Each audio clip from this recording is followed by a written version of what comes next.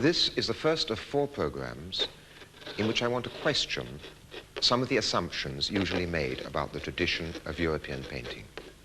That tradition which was born about 1400, died about 1900. Tonight, it isn't so much the paintings themselves which I want to consider as the way we now see them, now in the second half of the 20th century, because we see these paintings as nobody saw them before.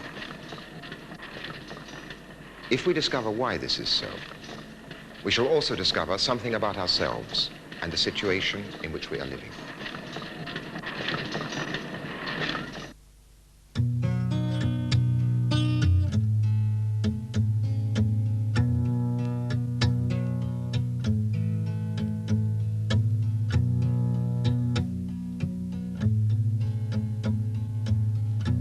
The process of seeing paintings or seeing anything else is less spontaneous and natural than we tend to believe.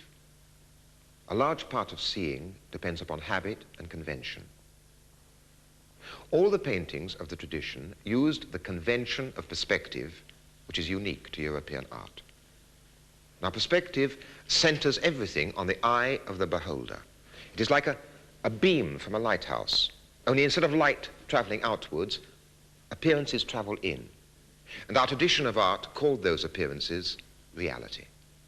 Perspective makes the eye the center of the visible world. But the human eye can only be in one place at a time. It takes its visible world with it as it walks. With the invention of the camera, everything changed. We could see things which were not there in front of us. Appearances could travel across the world. It was no longer so easy to think of appearances always traveling regularly to a single center. I am an eye, a mechanical eye. I, the machine, show you a world the way only I can see it. I free myself for today and forever from human immobility. I'm in constant movement. I approach and pull away from objects. I creep under them. I move alongside a running horse's mouth. I fall and rise with the falling and rising bodies. This is I, the machine, maneuvering in the chaotic movements, recording one movement after another in the most complex combinations. Freed from the boundaries of time and space, I coordinate any and all points of the universe wherever I want them to be. My way leads towards the creation of a fresh perception of the world. Thus I explain, in a new way, the world unknown to you. Those words are from a manifesto written in 1923 by Dziga Vertov, the Russian film director. And the images are from a film he made in 1928 called The Man with a Movie Camera. The invention of the camera has changed not only what we see, but how we see it. And in a crucial but quite simple way, it has even changed paintings painted long before it was invented. The painting on the wall, like a human eye, can only be in one place at one time. The camera reproduces it, making it available in any size, anywhere, for any purpose.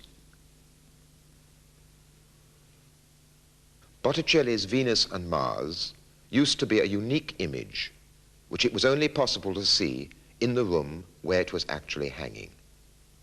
Now its image, or a detail of it, or the image of any other painting which is reproduced, can be seen in 1,000,000 different places at the same time.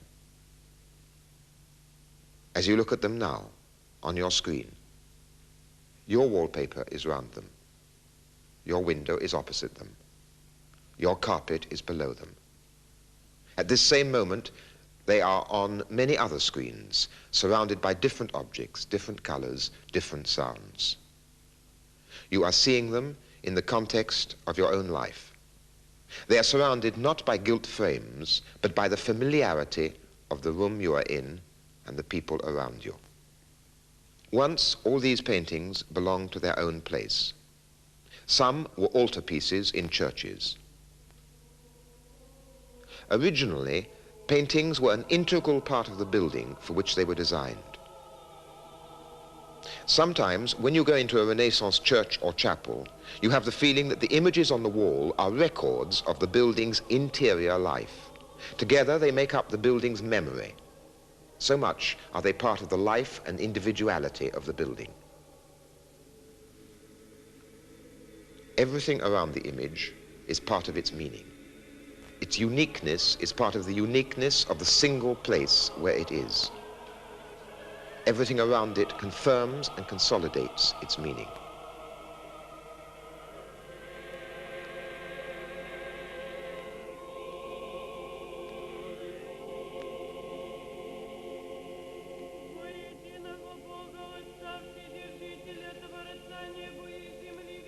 The extreme example is the icon.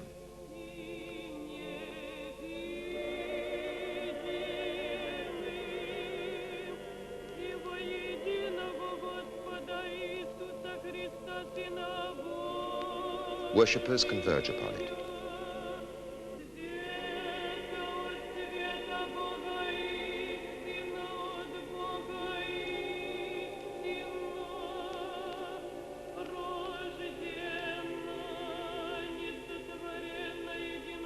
Behind its image is God. Before it, believers close their eyes. They do not need to go on looking at it. They know that it marks the place of meaning.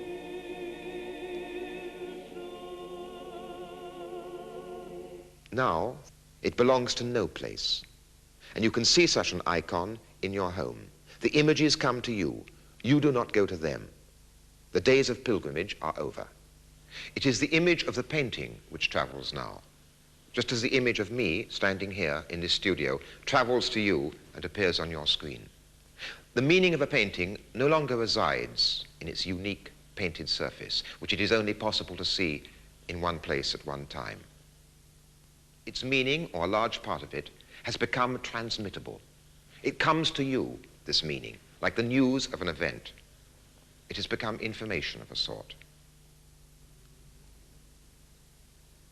The faces of paintings become messages, pieces of information to be used, even used to persuade us to help purchase more of the originals, which these very reproductions have in many ways replaced.